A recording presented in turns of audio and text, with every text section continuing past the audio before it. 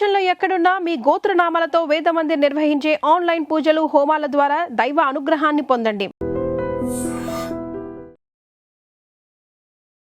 నమస్తే, మీరు చూస్తుంది ఐజప్. నేను మీ కీర్తి. నాతో పాటు వేదిక్ వాస్తు కన్సల్టెంట్ గోరుగుంట్ల వీరాంజనేయులు గారు ఉన్నారు. నమస్తే అండి. నమస్కారం అండి. వీరాంజనేయులు గారు, జనరల్గా మేమైతే లక్షలు కోట్లు పెట్టి ప్లాట్లు ఫ్లాట్లు అయితే కొంటాం, కానీ భూమి పూజ చేయాలి లేదంటే వాస్తు చూయించుకోవాలంటే అంత ఎందుకు పెట్టాలి అని అనుకుంటాం. కానీ నిజానికి అదే పునాది ఇంటికి. ఎందుకంటే తర్వాత కూడా మనం ఉండబోయే ఇల్లు రోజుకొకసారి రకం, నెలకొకటి, సంవత్సరానికి ఒకటి కట్టుకోలేం. కాబట్టి దాని మీదే మన కాన్సన్ట్రేషన్ ఎక్కువ పెట్టాల్సిందే. అయితే ఈ వీడియోలో నాకేం ఇన్ఫర్మేషన్ కావాలంటే, అసలు భూమి పూజ ఎందుకు చేయాలి, మన వేదాలు ఏం చెప్తున్నాయి, దానికి ప్రొసీజర్ ఏంటి, అసలు ఎందుకు చేస్తాము, చేయకపోతే ఏంటి పరిస్థితి, సైంటిఫిక్గా ఏమంటున్నారు, మన వేదాల్లో కూడా ఏం చెప్పారు, ఈ రెండు క్లబ్ చేసి నేను తెలుసుకోవాలనుకుంటున్నానండి. సో అసలే చేయాలా, కంపల్సరీగా, ఎందుకు చేయాలి? అసలు చాలా అద్భుతమైన క్వశ్చన్ అండి ఇది. ఎందుకంటే చాలా మంది సందేహాలు ఉన్నాయి దీనికి సంబంధించి. అసలు ఎందుకు చేస్తారు అంటే, అందరూ తెలుసు శంకుస్థాపన చేయాలి, చేస్తే మంచిది తెలుసు, ఎందుకు చేయాలని తెలియదు అన్నమాట చాలా వరకు. ఏదో ఇంట్లో దగ్గరలో ఉన్న అయ్యవారినో పూజాగారినో తీసుకొచ్చేసి శంకుస్థాపన చేపించేసి ఏమన్నా స్టార్ట్ చేస్తారు అన్నమాట, మంచి రోజు చూసుకొని. అది దానికి ఒక విధానం ఉంటుంది. అది చేసి ఎందుకు చేయాలి కూడా క్వశ్చన్ అనమాట. ఎందుకు చేయాలి చాలా మంది, మీరు అన్నట్టు చాలా మంది తెలియదు అనమాట ఎందుకు చేయాలనేది. దీని కారణం ఏంటంటే, మనకేంటంటే మనకి వేదాల్లో దీని గురించి చాలా ప్రత్యేకంగా, ముఖ్యంగా అథర్వ వేదాల్లో దీని గురించి బాగా వివరించారండి. భూమి శక్తి, భూమిని ఎట్లా వాడాలి, భూమిని ఎలా చూడాలి, ఈ అన్నిటి గురించి అథర్వ వేదంలో ఉందన్నమాట. సో అథర్వ వేదం అనేది మనకి వేదాల్లో ఒక వేదం. సో ఇది మన కొత్తగా పట్టుకొచ్చింది కాదనమాట. సో ఇక్కడ ఏంటంటే మనకి సముద్ర వనసే దేవి పర్వస్తన మండలే విష్ణుపత్ని నమస్తుభ్యం పాదరక్షణం క్షమస్యే అంటారు. అంటే మనం ఒక ఇంటికి, ఒక స్థలానికి పోయినప్పుడు మన కాలు అక్కడ పెడతాం అనమాట. అమ్మ భూదేవి తల్లి, నేను నీ మీద పాదం మోపుతున్నాను, నన్ను క్షమించండి అని చెప్పేసి వేడుకుంటాను అనమాట. ఫస్ట్ చేసే ప్రార్థన అదనమాట. ఇది చాలా మంది తెలియదు. రెండోది, మనం ఇల్లు కట్టాలంటే అక్కడ ఇల్లు మట్టి తవ్వుతాము, అన్ని డ్యామేజ్ చేస్తాము. సో ఆ డ్యామేజ్ చేసేది మట్టి తవ్వుతే గొంతులు, అంటే మన ఒంటికి ఎవరైనా వచ్చి ఇలా పొడిస్తే మనకి నొప్పేస్తుంది కదా, అట్లా మరి భూదేవి కూడా నొప్పేస్తుంది. ఎందుకంటే భూదేవి అంటే విష్ణుమూర్తి భార్య. సో లక్ష్మీదేవి ఎంత ప్రయారిటీనో భూదేవి కూడా అంతే ప్రయారిటీ విష్ణుమూర్తికి. మరి అట్లాంటప్పుడు ఆమెకి మనం డ్యామేజ్ చేస్తున్నప్పుడు, ఆమె గాయపరుస్తున్నప్పుడు ఆమెకి మనం ప్రార్థించుకోవాలి. దానికి ఒక విధానం ఉంది. దాన్నే మనం కలశ స్థాపన, భూమి పూజ అట్లా ఒక వన్ బై వన్ చేస్తాం అనమాట. ఆ తర్వాత అదే స్థలంలో చాలా మొక్కలు, చెట్లు ఉంటాయి, ఆల్రెడీ గ్రీనరీగా ఉంటాయి. ఇది మన సైంటిఫిక్గా ఆలోచించాలండి. ఇప్పుడు మనం పోయి ఒక ఇల్లు రీసెంట్గా ఒక విజిట్కి వెళ్ళానండి. ఆయన వేప చెట్టు ఉంది ఆ స్థలంలో, అది కూడా వాయు భాగంలో ఉందన్నమాట.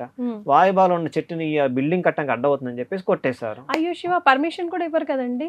అది ఇప్పుడు ఈ కాలంలో మనకి ఎట్లా ఉంటుందంటే, మనం మాట్లాడకూడదు, మరే అది కొన్ని తీసేయబడింది. కానీ వేప చెట్టు ఉంటే మనం అసలు ఇంకా ల్యాండ్ కి ఇంకా ఎక్కువ ప్రిఫరెన్స్ ఇస్తాం కదండి. కాకపోతే అది కొంచెం బిల్డింగ్ లోపలికి వచ్చింది అనమాట.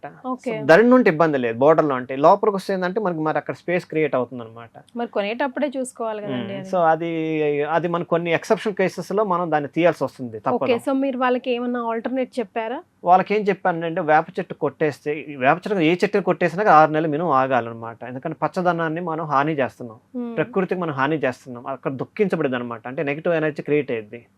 అది రూల్ అండి, ఎక్కడైనా రూలేనండి. అది మన వేదాల్లో ఉంది, అది ఖచ్చితంగా ఉందండి. ఇప్పుడు వేప చెట్టు అంటే ముఖ్యంగా మహాలక్ష్మితో సంభవం. మరి ఆ చెట్టు మీద ఎన్నో పక్షులు ఉంటాయి, ఎన్నో జీవజాలం ఉంటాయి అనమాట. వాటన్నిటికి ఆవాసం మనం తీసేసాము. సో మరి వాళ్ళకి ఏంటంటే, ఇప్పుడు ఫస్ట్ ఆఫ్ ఆల్ 6 months వరకే కట్టడానికి వీలు లేదు. కొంతమంది ఇప్పుడు శ్రావణ మాసం వస్తుంది, సో పూజలు అవి చేసుకోవాలి, మొదలు పెట్టాలని అనుకుంటారు కదా. మరి ఏంటి వాళ్ళ ఆల్టర్నేటివ్? వీళ్ళకి ఏంటంటే కొన్ని హోమాలు మనకి వేదాలు చెప్పడ్డాయండి. ఆ హోమాలు, ఆ పూజలు మనం నిష్టగా చేయాలి. మళ్ళీ ఏదో మొక్కుబడికి కాదు, మంచి బాగా సబ్జెక్ట్ నాలెడ్జ్ ఉన్న వాళ్ళని, వేద పండితులు ముఖ్యంగా. అంటే మీరు ఇప్పుడు చెప్పిన దాన్ని బట్టి చూస్తుంటే అది హత్య కిందే వస్తుంది, ప్లస్ ఆర్ మైనస్. ఖచ్చితంగా ఒక మనిషి చేసినా గానీ, ఒక చెట్టు చేసినా గానీ అది దాని జీవం పోయినట్టే కదండి. మరి ఆ ప్లేస్ లో ఆ జీవం పోయినప్పుడు మళ్ళీ జీవాన్ని బిల్డ్ చేయాలి. మనం బిల్డ్ చేయడం మనకు హిందువులుగా, ముఖ్యంగా మన భారతదేశంలో ఒక మంచి సంస్కృతి ఏమి ఇచ్చాడు మన వేదాలు, మన పెద్దలు, మన మునులు వేదాలను క్రియేట్ చేయబడ్డాయి. ఆ వేదాల్లో ఒక ఇన్యాక్టివ్ దాన్ని యాక్టివేట్ ఎలా చేయాలని దానికి పరిష్కార మార్గాలు ఉన్నాయన్నమాట. సో దానికి సరైన విధానం, పూజా విధానం చేయాలి. మంచి వేద పండితులు తీసుకొని వచ్చి వాళ్ళ చేత హోమాలు చేయించుకోవాలి, మంచి పూజలు చేయించుకుంటే మళ్ళీ ఏదైతే ఇన్యాక్టివ్ అవుతుందో యాక్టివ్ అయిపోతుంది అనమాట ఆ స్థలం అనేది, ఆ స్థలం కానీ, ఆ ప్లేస్ కానీ. కానీ చాలా మందికి ఇన్ఫర్మేషన్ తెలియక ఒకవేళ ఆల్రెడీ కట్టేసి ఉంటుంటారు అట్లాగే చేసి, అలాంటి వాళ్ళకి ఎలాంటి ప్రాబ్లమ్స్ వస్తాయి అంటే, ఓహో నిజమేనా, మేబీ నాకు ఇట్లా జరుగుతుంది అందుకేనేమో నాకు తెలియకుండా అలా చేశానే అని, అలాంటి వాళ్ళకి ఎలాంటి ప్రాబ్లమ్స్ వాళ్ళు ఫేస్ చేస్తుంటారు, వాళ్ళకి ఏంటి రెమెడీస్? వాళ్ళకి ఏంటంటే, ఇట్లాంటి ఇళ్ళకి ఇట్లాంటి ఏమి చేయకుండా సరైన విధి విధానం లేకుండా వెళ్ళి శంకుస్థాపన చేసుకొని ఇల్లు కట్టుకొని ఉంటారు. ఇనిషియల్గా 1 or 2 years బాగానే ఉంటుందండి. అసలు చెట్లు ఏంటి, కొంతమంది పుట్టలు కూడా అవును. ఉంటే పుట్టలను కూడా ఇది చేస్తూ ఉంటారు, డిస్మెంటల్ చేస్తూ ఉంటారు. అవును, ఎందుకంటే మొత్తం స్థలాన్ని మొత్తం క్లీన్ చేయాలి. అంటే ఒక శాస్త్రంలో ఉంది అసలు, దాని కూడా మనం మాట్లాడకపోతుంది. ఏం చేయాలి, స్థలం వస్తే ఏం చేయాలి కూడా మన దగ్గర ఉందన్నమాట ప్రాసెస్. ఆ ప్రాసెస్లో ఎన్నో జీవాలని ఎన్నో జంతువుల్ని మనం హాని చేస్తాం, తెలుసు. సో అట్లాంటప్పుడు మళ్ళీ అవన్నీ అక్కడ మనం ఏదైతే మనం ఒక వ్యక్తిని బాధపడుతున్నాం, మనం ఆ బాధపడే వ్యక్తికి మన దగ్గర పోతే మనకు కూడా ఆ నెగిటివ్ ఇంపాక్ట్ మన మీద పడుతుంది. అదేవిధంగా మరి ఒక స్థలంలో ఒక చెట్ల దగ్గర ఉన్న పుట్ల దగ్గర ఎన్నో జీవాలు ఎన్నో ఉంటాయి, అవన్నీ వాటి ఆవాసం కోల్పోతాయి కదండి. ఆ ఇంపాక్ట్ అక్కడ ఉంటుంది ఖచ్చితంగా, నెగిటివ్ ఇంపాక్ట్ అనేది. అందుకని స్థల శుద్ధి అనేది చాలా చాలా ఇంపార్టెంట్ మన ఇల్లు కట్టే ముందల. స్థల శుద్ధిలో అంటే మళ్ళీ సెల్లే ఉంటుంది. సెల్లాలంటే మనకు ఆ స్థలాలు ఏమున్నాయో కూడా తెలుసుకోవాలి. అంటే ఎముకలు ఉన్నాయా, మెటల్ ఐటమ్స్ ఉన్నాయా, లేకపోతే ఏదన్నా జంతువులు. ఎందుకంటే స్థలాలంటే పూర్వకాలం ఎప్పటి నుంచి ఎప్పుడో ఏదో జంతువులు చనిపోయి ఉంటాయి, దాని మీద మట్టి పడవచ్చు, అవన్నీ ఎప్పుడు భూమిలో ఉంటాయి అనమాట, మనకు తెలియదు. ఎంటుకలు ఉండొచ్చు, కొన్ని గోల్డ్లు ఉండొచ్చు, ఇవన్నీ ఏంటంటే నెగిటివ్ ఎనర్జీ, మన ఇంటికి కాదు దేనికి పనికి రాదు అట్లాంటి. సో శల్య శుద్ధి అంటారు అన్నమాట, శల్య శుద్ధి చేసుకోవాలి. ఇవన్నీ చేసుకున్న తర్వాత నెక్స్ట్ లెవెల్కి వెళ్ళాలండి. అప్పుడు మరి మీరు అన్నట్టు కొంతమంది ఆడి కట్టుకున్నారు, ఇప్పుడు మరి ఎట్లా అండి, వాళ్ళకి తెలియక చాలా మంది తెలియక చేసేది అనమాట, ఇవన్నీ తెలిసి చేయరు ఎవరు కూడా. అట్లాంటి వాళ్ళకి ఇట్లాంటి ఫలితాలు కలిగిస్తాయి అంటే ఇట్లాంటి విషయాల్లో ముఖ్యంగా ఏంటంటే వాళ్ళకి హెల్త్ రిలేటెడ్ ఇష్యూస్ వస్తాయి అన్నమాట. ఇల్లు కట్టుకొని అది ఫుల్ అమౌంట్ క్యాష్ కట్టుకున్నా లేకపోతే లోన్ తీసుకున్నా కదా అంటే నెక్స్ట్ లెవెల్ పోదు అనమాట. ఆరోగ్యంగా ఏంటంటే ముందర వృద్ధి చెందదు, అప్పుడు దాకా ఒక ఫ్లో ఉండదు, కాస్త సడన్ గా ఏదో ఒక మనకి బ్రేక్ పడినట్టు అయిపోయి అక్కడి నుంచి ముందరదు వచ్చినా కానీ హార్డ్ గా ఎఫర్ట్స్ పెట్టాలన్నమాట. అత్యంత బాగా కష్టపడితే కానీ ఆ ఫ్లో అనేది కంటిన్యూ అవుతుంది అనమాట. ఇది రెండు అండి, ఒకటి ఆరోగ్యపరంగా, రెండోది లక్ష్యదేవ పరంగా. సో ఏదైతే మనకి డబ్బు ఏదైతే వస్తుందో మనీ ఫ్లో అనేది చాలా స్లో అవుతుంది. ఇంకేస్ ఆ స్లోనెస్ కూడా బాగా ఎఫర్ట్స్ పెడితేనే అక్కడ దాకా వస్తుంది కనీసం. ఈ రెండింటితో వాళ్ళు గమనించుకోవచ్చు అండి, వాళ్ళు ఏ ఇంట్లో ఉంటున్నారు, ఆ ఇంట్లో ఎట్లాంటి దోషం తెలిసిపోతుంది అనమాట. సో ఇప్పుడు ఆల్రెడీ కట్టేసిన వాళ్ళకి మరి ఏదైనా రెమెడీ సూచించగలరా? వాళ్ళు ఒకసారి వాళ్ళ ఇల్లును ఒకసారి చూసేసి వాస్తు దోషాలు ఏమన్నా ఫస్ట్ చూసుకోండి. మనం వాస్తు దోషాలంటే వాస్తు దోషాలని మనం మినిమం దాన్ని కొంచెం కరెక్ట్ చేసుకోవాలి. అంటే ఏదో నేను లక్షల కొద్ది డబ్బులు పెట్టమన్నట్ల చిన్న చిన్న 100,000తోనే అయిపోయే విషయాలు అన్నమాట, వేలు కూడా కనుక 100లతోనే అయిపోయే విషయాలు అనమాట.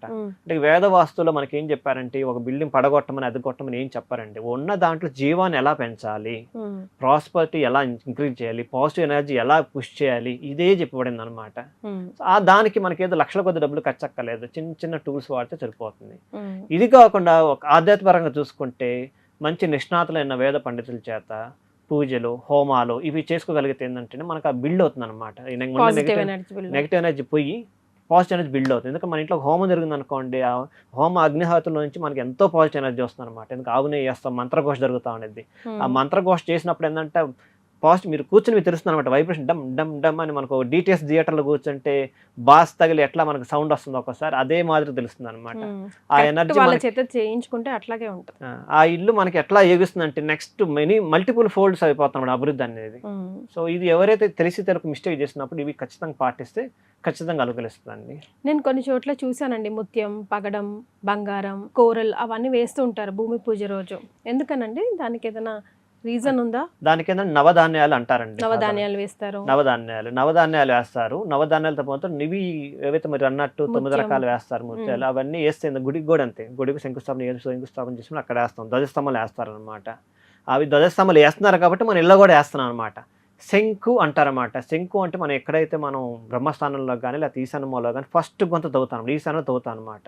అక్కడ శంకు అనేది పెట్టేసి దాని కింద ఏదైతే డబ్బులు కానీ నగలు బంగారాలు ఆభరణాలు ఇవన్నీ వేస్తారు. ఎందుకంటే ఆ శంకుని మనం పూజిస్తున్నాం అనమాట. నవధాన్యాలు కానీ ఎందుకు మనకు ప్రాముఖ్యత అండి, దానికి ఒక్కొక్క ముత్యానికి ఒక పగడానికి ఒక్కొక్క విశిష్టత ఉండేది, ఒక్కొక్క గ్రహంతో ఉంటుంది. ఆ గ్రహాలన్నీ మన ఇంటి మీద వాస్తుపరంగా అలైన్ అయిపోయి చక్కగా మనకి ఎదిగించాలని చెప్పేసి అది చేస్తాం అనమాట. మన వేదాల్లో అసలు ఏం చెప్పబడింది, అసలు పూజ విధానం ఒకసారి చెప్పండి నాకు.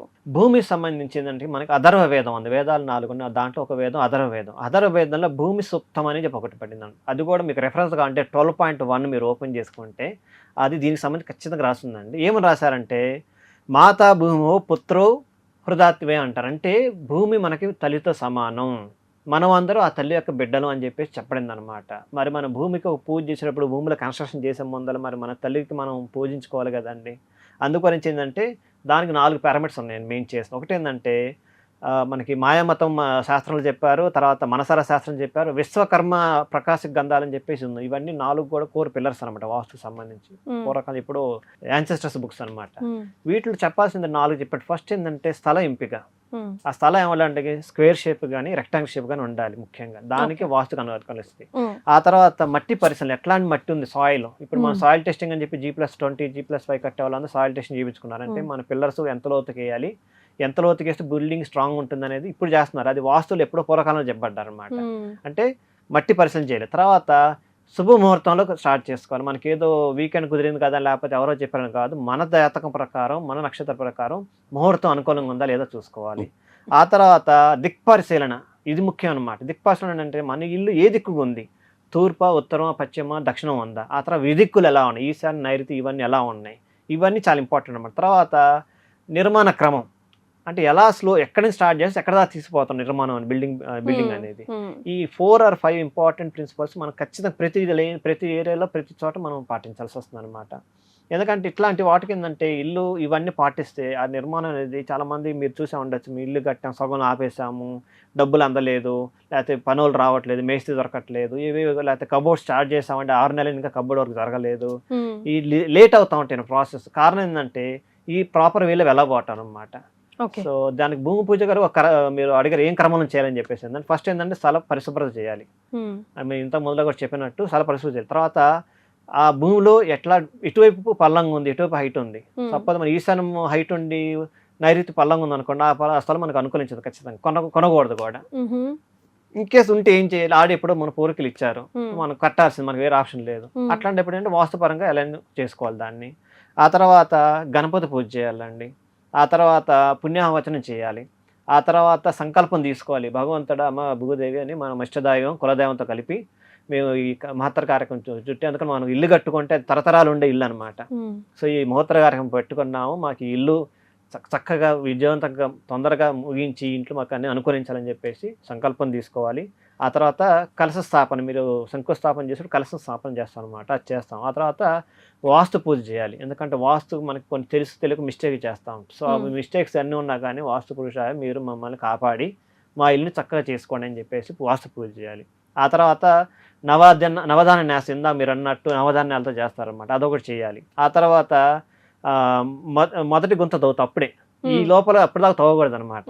ఆ తర్వాత నిర్మాణం ప్రారంభం అవుతుంది అనమాట. ఎందుకంటే వాస్తు పురుష మండల ప్రకారం మనకి ఏంటంటే చాలా నిఖచ్చితంగా చెప్పబడ్డారు. ఏముందంటే స్థలాన్ని చిత్రసగం కానీ లేకపోతే ఒక గ్రిడ్గా భావించాలన్నమాట. దాంట్లో ఏ స్థానంలో ఏ దేవుడు ఉంటారు, ఎవరు అధిపతి అనేది క్లియర్గా రాస్తుంది అనమాట. దాని ప్రకారం మనం ఇల్లు కట్టుకోవాలన్నమాట. సో 1వ స్థానం 3వ స్థానంలో అట్లా 81 స్థానాలు ఉంటాయి ఒక స్థలానికి. అది చిన్న స్థలం, ఎంత పెద్ద 81 స్థానాలు ఉంటాయి. 80 స్థానాలు ఎక్కడ ఏముండాలి అనేది వాస్తు పురుష మండల ప్రకారం మనం కట్టుకోగలిగితే ఆ ఇల్లు తొందరగా పూర్తవుతుంది. ఆ ఇంట్లో వచ్చే వాళ్ళకి కూడా బాగా యోగిస్తుంది అనమాట, బాగా అభివృద్ధి చెందుతారన్నమాట. సో డెఫినెట్గా మనం భూమి పూజ అయితే చేసుకోవాలి.